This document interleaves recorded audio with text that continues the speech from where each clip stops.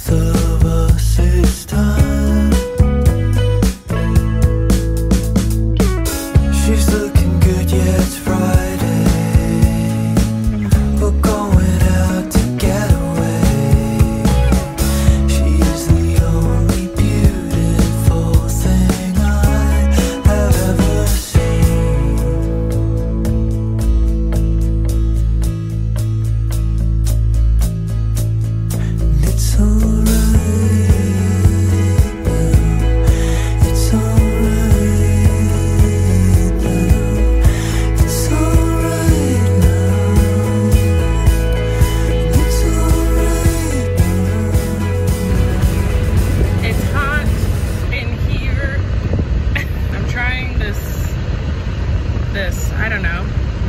Noelle, you influenced this. Can you even hear me over the air conditioning?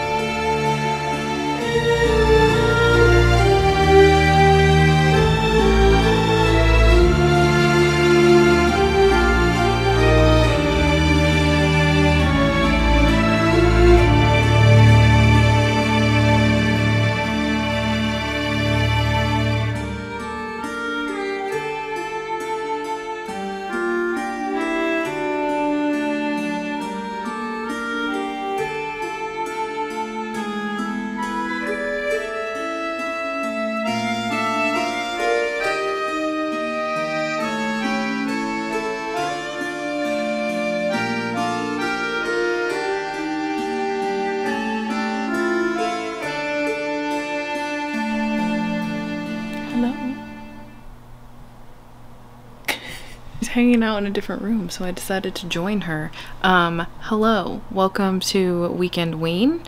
I don't think I've done an introduction for this yet, but we've already gone to the pumpkin patch, we've gone to the bookstore, and I have yet to do any reading. I'm technically also a day late. It is Saturday. I didn't get to do anything yesterday because of work and editing a video, so we are starting a day late, but we're here and we're gonna try to read. I'm gonna be starting the readathon with The Weight of Blood by Tiffany D. Jackson. This is gonna be a buddy read with Erin, and I'm really nervous but excited because I've been seeing really great reviews, but I'm also nervous because I didn't really love White Smoke. Also, I've never read or seen Carrie, and I don't know if that matters at all for the reading experience here, but it would kind of be cool to compare the two. I also think I want to make some cookies a little bit later, and I don't know, maybe watch a scary movie or something. I don't really know what the plans are, but I need to get to reading. So I'm gonna go start reading The Weight of the Blood. I keep saying The Weight of the Blood. The Weight of Blood. I'm gonna go read that and probably play Animal Crossing because I really need to finish getting my pumpkin patch in order before Jack gets here on Monday. It's really the last touch to my Halloween town that I've created. Maybe I'll show you a little bit of that. I don't know.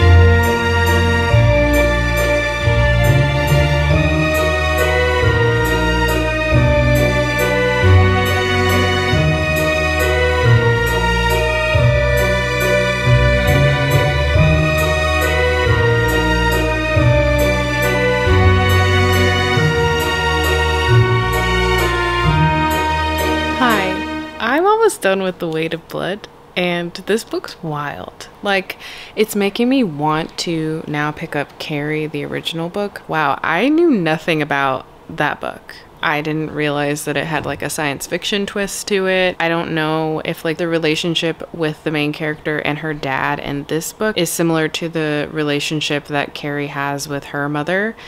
Because I know it's supposed to be her mom in that book. Yeah, so I'm realizing that I know very little about Carrie. I thought I knew more than I actually do. I'm gonna say it, I'm actually having a really good time with this one.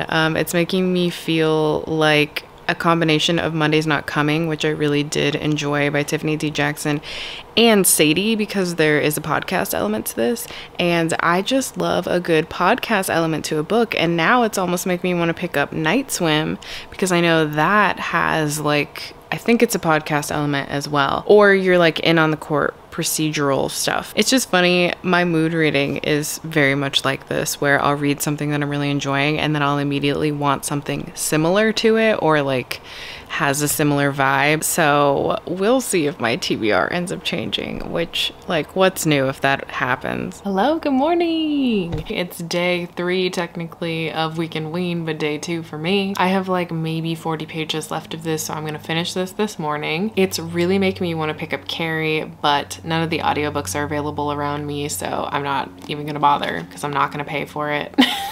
But yeah, I'm gonna finish this, and then once I finish that, I will probably start The Haunting of Ashburn House. And then I was just browsing Hoopla because I was like, oh, what if I finish all of the books that I have planned for this weekend? Which, like, why would I do that? But what if? And I found a couple books by Stephen Graham Jones that I'm interested in. That is my backup plan if I finish all of the books today, which is not gonna happen because we need to go shopping for some snacks for potential trick-or-treaters, but the snacks and the rest of the candy are for when Christine and Mo and Alan get here, because we are supposed to be starting House of Dragon, but I also want to see if we can sneak in a scary movie, you know, since tomorrow's Halloween. So the day is pretty busy later in the afternoon, but I feel like I can get a lot of reading done before they get here. Hello, it's like 4:30 right now, and shockingly I finished The Haunting of Ashburn House right before the roomies are gonna get here. Obviously I can't give you my full thoughts on it yet, but I would say this is like a 3 stars at this current moment, having just finished it. But I do kind of want to sit on it for a little bit, obviously probably the rest of the evening, and see how I feel tomorrow about it. There were some things that I really loved, and there were some things that I was like, I think for it being a little over 300 pages, there were a lot of things that weren't fully utilized in here that could have made it a bit more scary. And I would definitely say that this really isn't as scary as I thought it was gonna be, or as haunting as I thought it was gonna be. Like, it definitely has that supernatural element to it, but it's not as eerie, edge of your seat scary as I thought that it was gonna be. But I still really liked a lot of the explanations about what was going on, and I did like our main character for the most part. There were just things that I definitely didn't like, but then there were things that like makes this still a really fun read. So I definitely want to think more on this one. So I'll update you more tomorrow.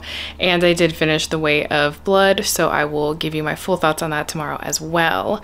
And I think for The Weight of Blood, I would also give that like a 3.5, because similarly, there were a lot of things I loved and a lot of things that I didn't like about that one, where it almost felt like an even split of things that I loved and didn't like. So that's another one that I really want to sit and think on. So yeah, I guess for the rest of the night, we're going to be watching House of Dragon and potentially a scary movie, if I can convince them to watch a scary movie with me, which won't be super scary because I'm a chicken.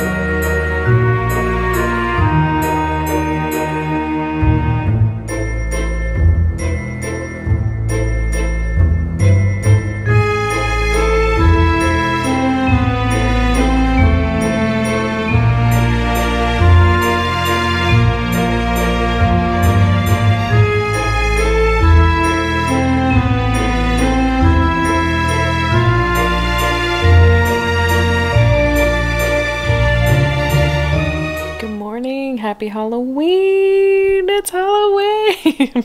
I am battling a migraine today. I try to force myself to sleep in, and my head is killing me today, but I'm still trying to read.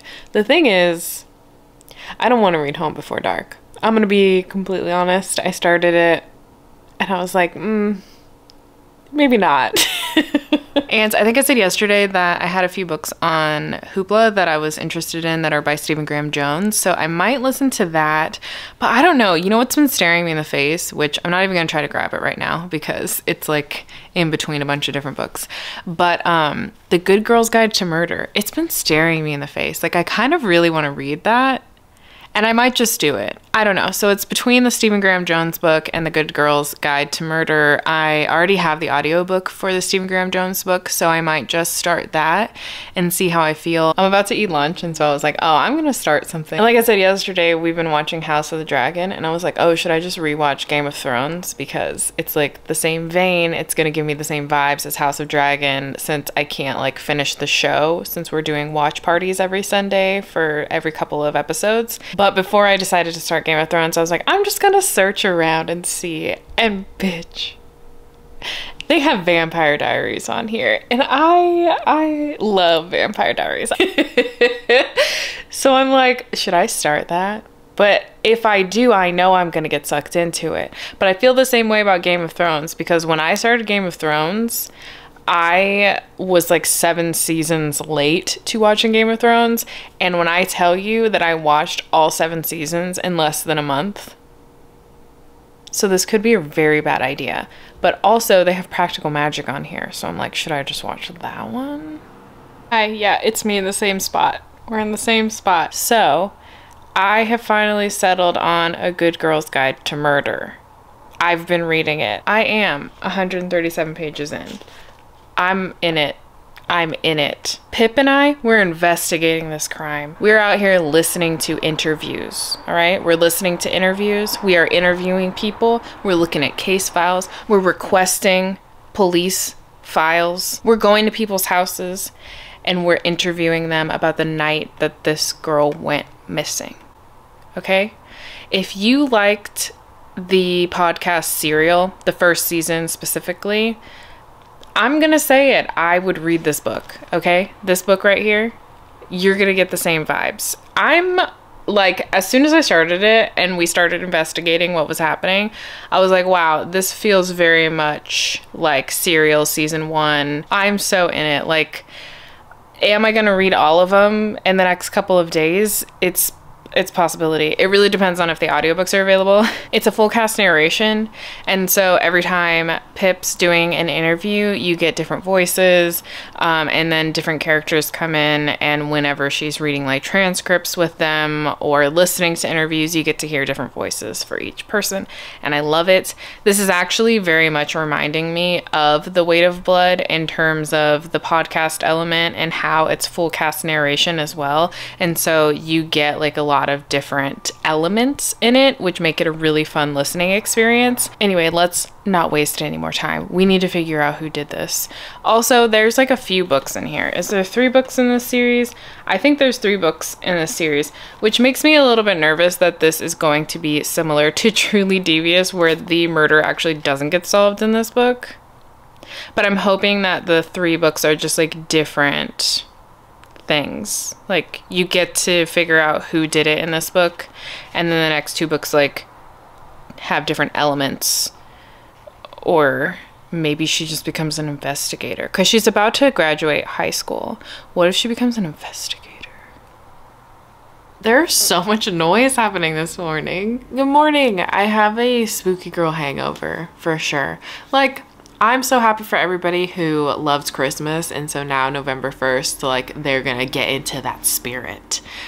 But man, I'm gonna miss the spooky season. I keep it pretty spooky season in my house all year long, but like, it's always fun when everybody else is celebrating too. So obviously we have some books to talk about because I read all 3 of these books for the readathon, but I never really talked fully about how I felt about any of them, mainly because I just wanted to keep reading things, so I decided to just do a little wrap up at the end. So I started with The Weight of Blood, and this was one where I mentioned that there were things that I loved about it and there were things that I hated about it. So The Weight of Blood is actually a Carrie retelling. I have never read Carrie. I think I mentioned that in the beginning when I was starting this. I've never consumed Carrie in any format, and actually Katie was reading this for Weekendween as well, and she said that it would probably be better to consume Carrie before reading this, but obviously I had already read it before I read that message.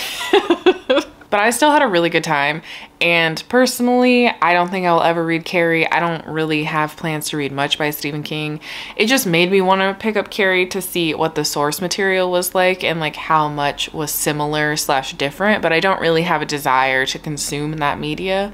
Maybe I'll watch the movie one day, but I don't think I'll read the book. But The Weight of Blood actually follows our main character, Maddie, and one day it starts raining unexpectedly, and Maddie's like, I don't want to go outside, and they're like, no, you gotta go outside, just go outside, it's not that big of a deal. So she ends up going outside, her hair starts to curl, and people are like, what the hell, is Maddie half black? And they start making fun of her hair and throwing pencils in her hair, and it starts to spark a lot of conversations among students within the school, because the reality is there are a lot of students in this book that are outwardly racist, and then there are other students who are trying to fight against those students' behaviors and show them that they are racist. And so this situation is kind of the catalyst to this divide happening within the school. We have a few characters who are focused on, like, you get their perspectives in this book, and they become sort of friendly with Maddie, and that begins to cause a lot of issues for a friend group, which leads to what you can imagine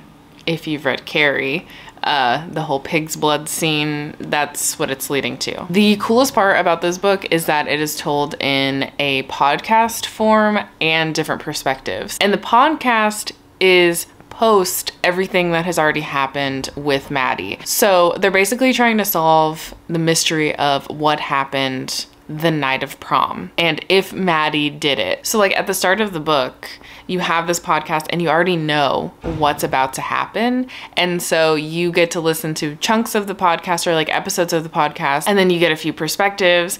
And I really loved the multimedia format of this, and listening to the audiobook was such an immersive and incredible experience. There's so much happening in it. It's a full cast narration, so I had a lot of fun with it. I would say that this teeters on a 3.5/4 stars because I was so immersed into this. I pretty much listened to it in one sitting. Like I listened to almost all of the book in one sitting, and then I obviously finished it the next morning, but I had like 40 pages left. It is such an immersive experience. I just had like a few little problems that make this not like a fully 5 stars for me, but a lot of those things I can't really talk about because it's spoilery. There is a romantic situation that happens in here, and I'm just curious about that situation. Like I need to talk to somebody who's read this. Erin is currently reading it, so I will talk to her about it. And it's funny, it's not my typical gripe of like there shouldn't have been romance. Like I actually didn't care that a romance was starting to happen because I thought it was kind of interesting and I was curious about why it was happening. It was more of how quickly things escalate is what I'll say. Also, I think that there's a perspective in here that I don't know why this perspective was added. I mean, I do, but I don't. I don't think it was, I think it was like the weaker perspective of all of the perspectives that are added in here. So those are like a few of the things that kind of made this not a 5 stars for me. The rest of the things are pretty spoilery because they're about the ending for the most part. So, I can't really go into detail about it, but I had a really fun time. And I think that if you are looking for something that's similar to that experience with Sadie, where you get the podcast and you get some perspectives of characters and like it's going through this timeline of a situation that happened, you just can get so immersed into it. Like it does feel like you're listening to a podcast at times. So I would highly recommend if you were looking for that experience again. My battery's about to die, so let me change that. Okay, we're back. So the next book that I read was The Haunting of Ashburn House. This is about our main character, Adrian, but everybody calls her Addie, and she is really down on her luck. She has lost her job, she's lost her mom, and she has randomly found out that she has a great aunt who had this house, the Ashburn House, and she happens to have inherited it. So she's on her way at the beginning of the book to move into the Ashburn House, and once there, she finds out that people have always believed that this was haunted. There are a lot of rumors about her aunt and the things that happened within her house and how her aunt wasn't really friendly to anybody in the town. So while living in this house, Addie uncovers some random weird messages that say things like light the candle every first Friday or every Friday, and different random messages like that. She notices there's no mirrors in the house, and so she's kind of trying to figure out what is going on and what she has inherited. And creepy stuff starts to happen, you could say. Okay. This was fun, and I really liked that the writing was immersive, like you got into it right away. I liked our main character a lot. I really enjoyed that there were some creepy elements, and I would say the ending is pretty interesting, but you get the ending, right? Like the reveal, maybe in this chunk of the book. So you have all this to get really creepy, to rev up the creepiness, and I feel like that just didn't happen. Like, there are not many big creepy things that happen that would lead you to believe that this house is haunted, other than the random rumors and the writing that she uncovers and the fact that there's no mirrors. Like, there's a lot of time spent on other things, specifically the plight of our main character, which is fine, but like, if it's gonna be a haunted house story, haunt me, scare me, make me feel like this is a haunted house. Or like, I really did enjoy the ending reveal. I thought it was pretty cool. But getting there, I almost just didn't care because nothing really creepy was happening. Like, you had one moment where a cat got scared and you're like, okay. There were very far and few between moments that were like really disturbing or really pointing to the fact that this house was haunted. So I would give this like a 3.5 stars, probably a 3 stars. I do want to read more by Darcy Coates because she has so many books, like so many books. So I do want to read another one by her. I think there's a ghost book that people talk about a lot. And there's one that I see all the time that's like, I think it's supposed to be in the ocean, which reminded me of like The Deep by Shauna McGuire. So I was like, maybe I want to read that one because I really did enjoy The Deep. I don't know. I don't know, but I'm gonna give Darcy Coates another chance because she's written so much. And then lastly, yesterday I started and finished A Good Girl's Guide to Murder, and I really enjoyed this. I was so surprised at how much I enjoyed this. This follows our main character Pip, and basically she's doing a capstone project for her senior year of high school, and this capstone project she has decided to, she says she doesn't want to solve a mystery, but she basically is trying to solve a mystery. So back when she was probably in like junior high or elementary school, there was a murder of a girl named Andy Bell, and it is presumed that her boyfriend Sal did it. And the reason that they believe that is because there was a note pinned to him when they found his body after he committed suicide saying that he did it. But there's always been like a lot of suspicion and misinformation surrounding this case, and the fact that because that note said that he did it, they kind of just closed out the case and didn't do any further investigation. And so this murder has haunted this town and most of the people in this town for years. So she decides that she wants to investigate a bit further. And it is so good. It is another situation like The Weight of Blood where it is such an immersive listening experience because you get to hear interviews, and the interviews actually sound like recordings. It's a full cast narration. It was so good. I really enjoyed it. And surprisingly, yeah, so I can shock you guys. I loved, really enjoyed the romance in here because it was just like this little slow burn romance that wasn't the forefront of the story at all. It didn't take over the plot. It was just a part of the progression within the story. It was just naturally happening, and it seemed realistic, and I was very nervous about it actually, for various reasons. But see, this is how I want romance done in most books, is that like it feels natural to the plot, it fits into the plot, it doesn't take over, it doesn't feel out of nowhere, you know? Really great job. And for anybody who's worried and didn't know, because I read Truly Devious last year, and Truly Devious does not solve anything. It's a series, but in here the mystery is solved. You get the whole mystery in this one book, even though this is a series. I think it has 3 or 4 books. I think a 4th book is coming out in this series. I'm excited to have 2 more books in this series to read. I actually already checked out the audiobook for the 2nd one, so I might just be reading that today. Oh, I did not give a rating. I would give this 4 stars, like a solid 4 stars. I really enjoyed this, if not like 4.5.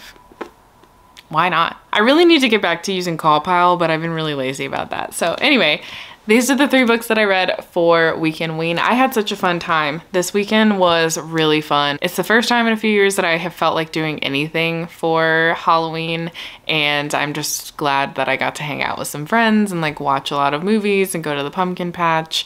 So I hope that y'all had a really good Halloween, and I hope that you had a good Halloween weekend and a good Weekendween if you participated. And if you've made it this far and have nothing to say, feel free to put some Halloween emojis in the comments down below, and I will talk to you next time. Bye!